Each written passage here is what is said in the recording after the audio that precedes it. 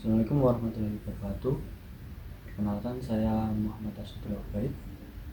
Saat ini saya sedang menempuh bidang studi sarjana di perbankan syariah, Fakultas Ekonomi Bisnis di Universitas Sunan Kalijaga Yogyakarta. Pada kesempatan kali ini saya tertarik untuk membahas perilaku organisasi. Apa yang membuat saya ingin membahas ini itu terjadi ketika pada suatu waktu lewatlah sebuah video di sosmed saya mengenai influencer yang membahas tentang perilaku organisasi.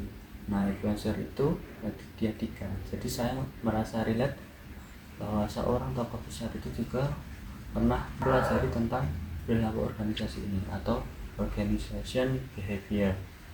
Nah, pada video itu dia tiga menjelaskan bahwa ketika dia menempuh pendidikan ini, dia ditanyai seorang dosennya kenapa pesawat Challenger itu bisa jatuh.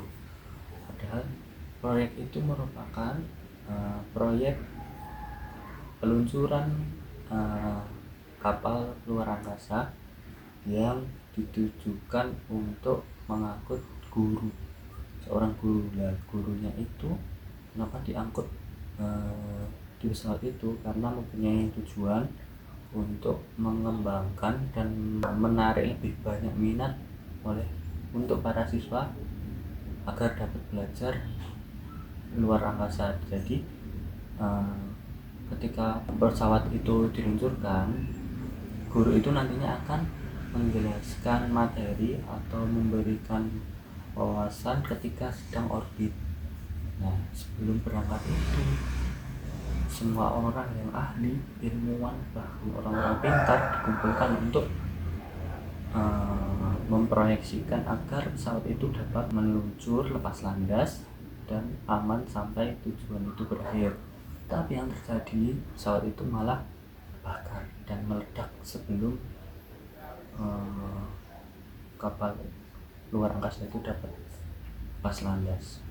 Nah, ketika ditanya kenapa bisa meledak itu, ikatan psikologisnya mungkin pada setiap sektor ini yang diberi tanggung jawab, mereka itu saling merasa pede karena telah dipilih antara orang-orang pintar, ilmuwan atau pihak yang berkompeten. Makanya mereka pede, dan ketika diberi laporan atau dimintai laporan tentang tugas-tugasnya, mereka saling menjawab dengan aman kok, nggak ada masalah, karena mereka percaya pada orang-orang pintar ini.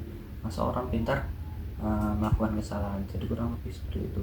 Tapi yang terjadi adalah terdapat kesalahan kecil teknis yang membuat kapal itu bisa meledak.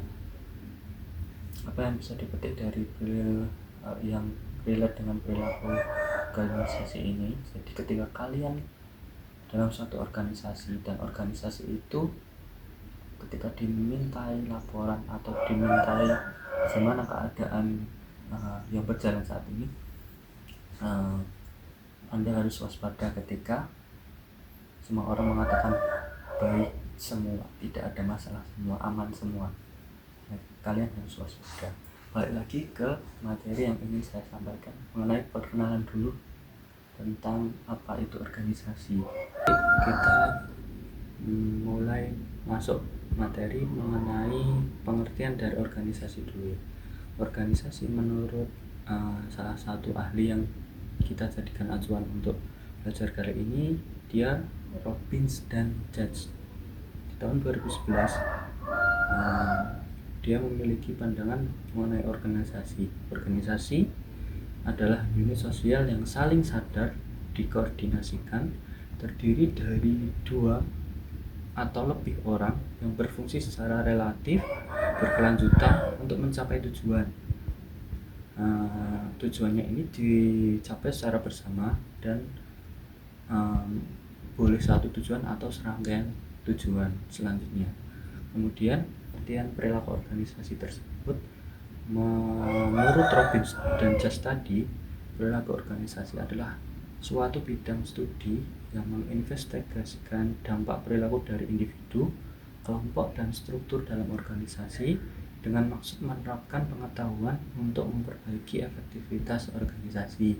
Nah, dari ahli yang lain juga menambahkan bahwa organisasi merupakan sebuah entitas yang memungkinkan masyarakat mengejar penyelesaian yang tidak dapat dicapai oleh individual, jadi bisa dicapai dengan kebersamaan. Nah, organisasi ini bisa terdiri dari 2 orang atau lebih, ya minimal itu diisi atau dijalankan oleh 2 orang. Jadi di dalam organisasi itu pasti ada manajer dan bawahannya. Nah, untuk manajemen itu diatur dalam organisasi oleh seorang manajer. Manajemen adalah seni menyelesaikan pekerjaan melalui orang lain. Sedangkan orang yang menjalankan tersebut, manajer, ialah individu yang mencapai tujuan atau menyelesaikan tugas melalui individu lain. Nah, untuk tugasnya, fungsi dari manajemen itu sendiri itu ada perencanaan, planning, kemudian ada pengorganisasian, organizing, terus yang ketiga ada kepemimpinan atau leading, terus yang terakhir ada pengendalian, yakni controlling. Untuk mempelajari ilmu perilaku organisasi ini ada cabang-cabang ilmu yang mendukung untuk mempelajari perilaku organisasi ini, yakni ada psikologi, kemudian ada psikologi sosial, karena di antara psikologi dan psikologi sosial ini berkaitan tentang di dalam organisasi pasti ada seorang individu, dan individu ini pasti memiliki kepribadian yang berbeda antar satu sama lain. Makanya kita harus mempelajari terkait psikologi sosial.